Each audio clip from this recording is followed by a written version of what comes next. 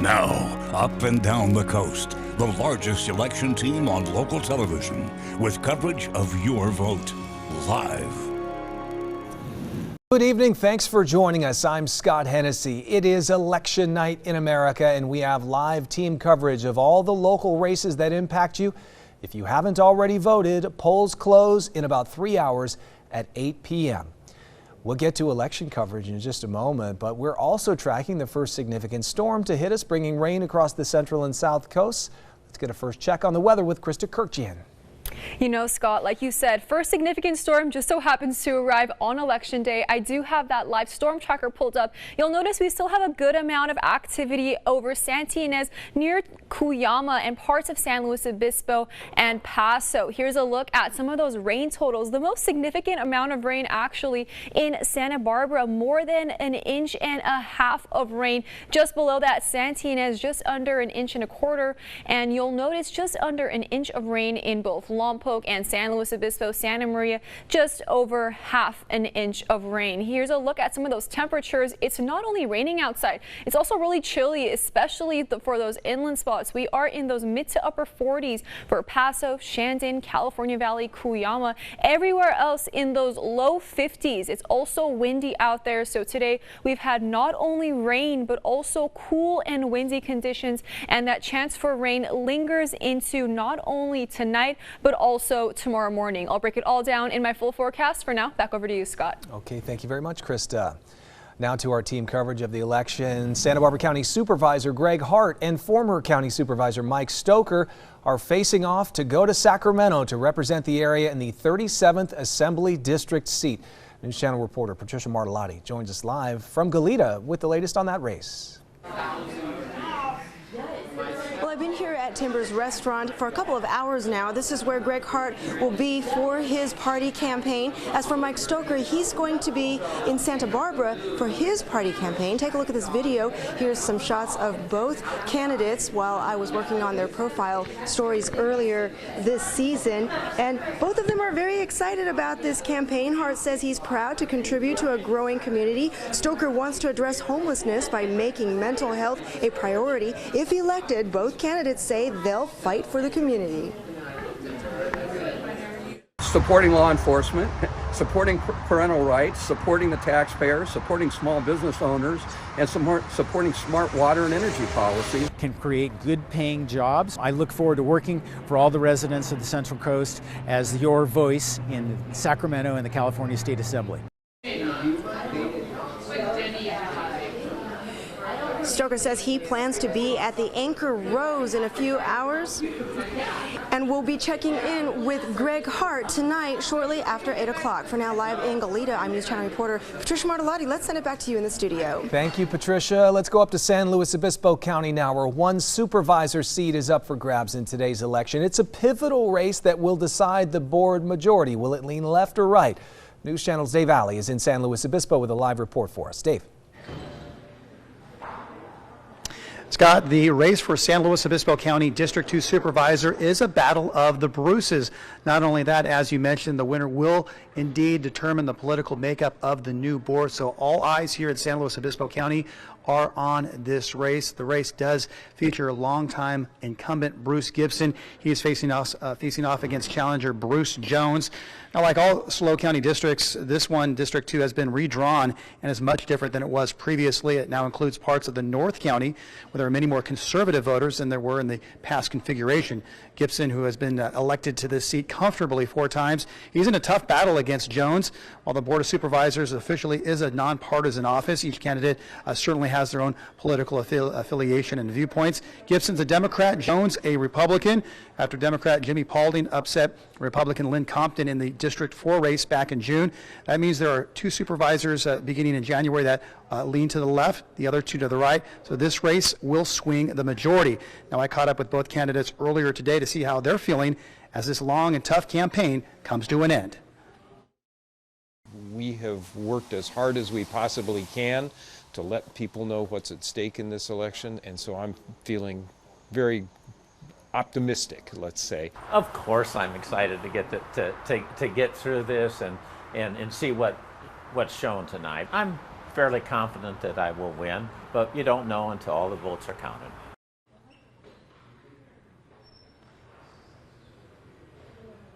Now back in the June primary, this was a four-person race. Gibson placed first, earning just over 47% of the vote, just missing out on winning the seat outright. Jones was second with 18%. Now the other two candidates, they were conservative, so if you add up all three Republican candidates, it totals more than what Gibson earned. So this appears this will be a toss-up, may go down right to the wire. As for later this evening, Gibson will attend an election viewing party in Cayucas, where he lives. Jones will be at the Republican headquarters here in the county in Atascadero. Both told me earlier today that they expect this race will not be decided tonight, and the final result likely will not come for many more days here in the future. We'll be all over this race throughout the night, but for right now, reporting live in San Luis Obispo, I'm News Channel reporter Dave Alley. Dave, thanks so much. Let's now talk about the congressional race for the seat that will represent most of San Luis Obispo County, though no longer the far northern part of it. The 24th District congressional race has a pediatric doctor taking on an incumbent with a long political career. This seat will also represent Santa Barbara County and part of Ventura County, too. News Channel reporter John Palmentary live. John, this is being closely watched here and across the country. Yes, and we've relocated from where we were in the 4 o'clock hour in Santa Barbara out here to a precinct in the Nolita area between Santa Barbara and Goleta, where it's been very busy. A lot of cars coming and going, people going in and out. The 24th Congressional District is something we're watching very closely, and it's been held by Salud Carbajal since he first announced he was running. That was back in 2015 to replace Lois Capps, if you recall. For this election, Carbajal, who's a Democrat and a former county supervisor and a long-term one at that, was hoping to get another 2-year term from voters with a re-election. And in his previous campaigns, obviously, he has held off all challengers so far. Dr. Brad Allen is the Republican challenger this time around. He says he has years of experience in small business and problem solving without being a career politician. Both appeared on a news channel debate recently and explained what they thought the country needed at this time that they could provide. You know, career politicians in general have only worked in government, so their answer to everything seems to be throw more money at it or more regulations. You know, in my 40 years as a pediatric heart surgeon, I found that that rarely worked in the real world. I know there's a lot of challenges that our country and the Central Coast is facing right now. Inflation, increased costs for gas, groceries, childcare, housing. I know because my family is experiencing those as well. And I've been working to address those issues. The candidates talked about a variety of issues ranging from nuclear power, gun safety, student debt relief, and some of the real challenges that the country is facing these days. They have been aggressively campaigning throughout the district, looking for the voters who are undecided and also making sure voters who are decided are actually casting their ballots between now and 8 o'clock tonight.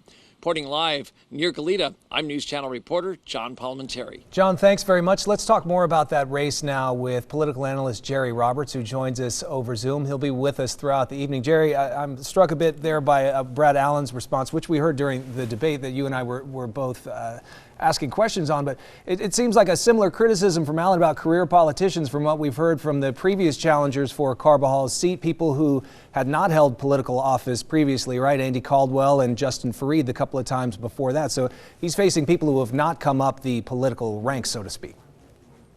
Yeah, and I think it showed in the margins of victory that he's been able to achieve.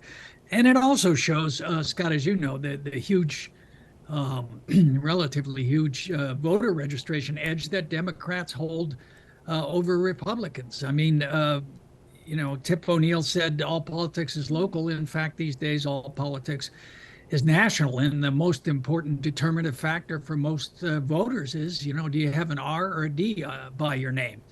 And so I think, you know, that's served Carbajal well, and as an incumbent, he's also been able to raise well over $2 million.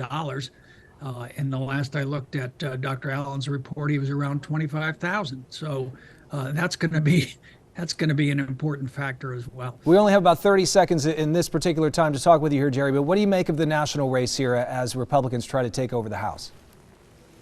Well, they only need to flip 5 seats, as you know, and because of gerrymanders in Florida and Pennsylvania, they probably can get it in those 2 states. However, there are somewhere between 7 and 10 House seats in California that are going to be closely contested that also could play a very important determinative role in whether that happens or not. Okay, we'll talk more about that throughout the night as polls have closed on the East Coast in the Eastern time zone, so we'll start getting some results here soon, and we'll stick with you throughout the night. Jerry, thanks very much. District elections now we'll talk about in Goleta. They are fairly new.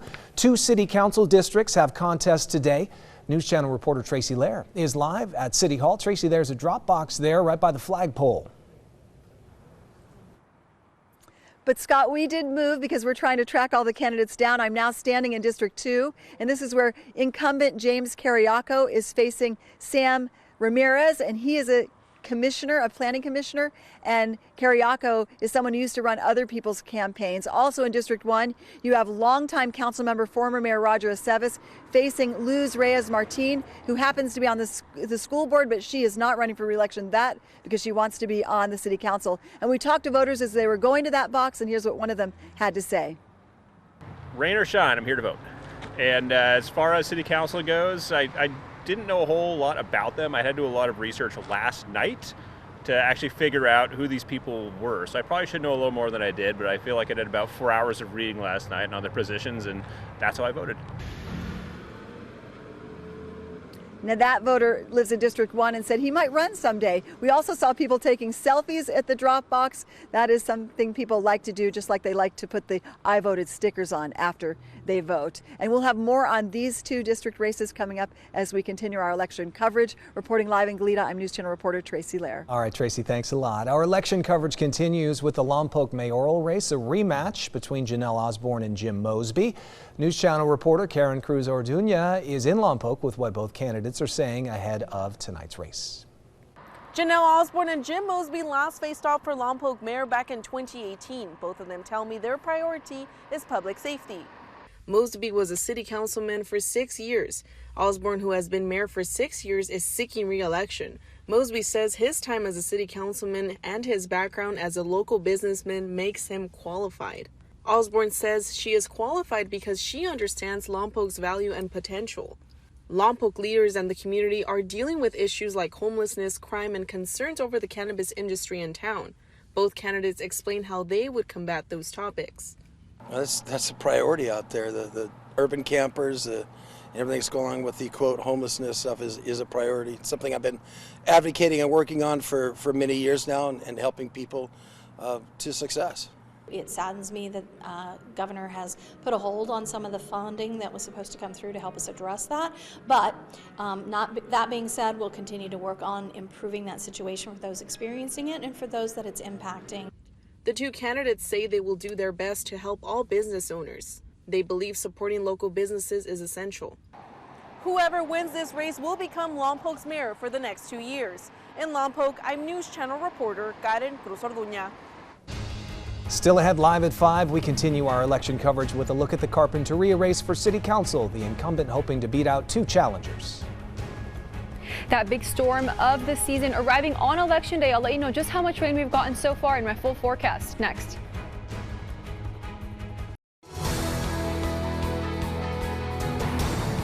Voters in 2 different districts in Santa Maria are choosing their city council member tonight. News Channel reporter Christina Rodriguez is live at Santa Maria City Hall with what to expect in those races. The Santa Maria City Council candidates I spoke to say they are ready to get to work after Election Day. There are 4 candidates on the ballot for Santa Maria City Council, 2 in District 3 and 2 in District 4. In District 3, it's Gloria Soto and Stephen Funkhauser. Soto, who is already a councilwoman, says no matter what, she will continue to be an advocate in Santa Maria. Her opponent, Funkhauser, says he is running because he wants change. Regardless of what happens tonight, I am proud of the work that I've been able to accomplish on the City Council for these last 4 years, and I will continue to be a strong advocate for the issues that are most important to Santa Marians. I'm not happy with how things are going in our district, and I'm not happy with our current representative of some of the votes that are being made, primarily against law enforcement. In District 4, Maribel Aguilera Hernandez and Carol Camatuses are running for a seat on the City Council. Election polls close tonight at 8 p.m. Live in Santa Maria, I'm News Channel reporter Christina Rodriguez. Yep, still time for people to get out there and vote. Thank you so much, Christina. People are still coming out to vote in Carpinteria's November election for City Council. News Channel reporter Mina Wahab gives us a glimpse into the three candidates' platforms. Carpinteria is having district elections for the first time. 3 candidates are in the running for District 5. Greg Carty, Al Clark, and Patrick O'Connor are currently in the running. Each candidate has a different reason for why they are running for District Council and what they hope to bring to the table. We have over 100 acres of open space, not including the salt marsh, not including our beach, and that's something I'm really proud of. But one thing that comes to mind that I'm really kind of shaken up about actually is preserving our agriculture. So we have clean water, clean air, the breezes are great. It's a wonderful place to live. And so I think that's a special thing that needs preservation. I've gotten to know quite a bit about, the existing processes around building codes and zoning and community development in general. As an engineer, I think I can bring, decision-making processes and complex problem solving. Development, agriculture, and ecological preservation are some of the key issues voters will have to think about. There are over 1,500 registered voters in Carpinteria so far. In Carpinteria, I'm News Channel reporter Mina Wahab.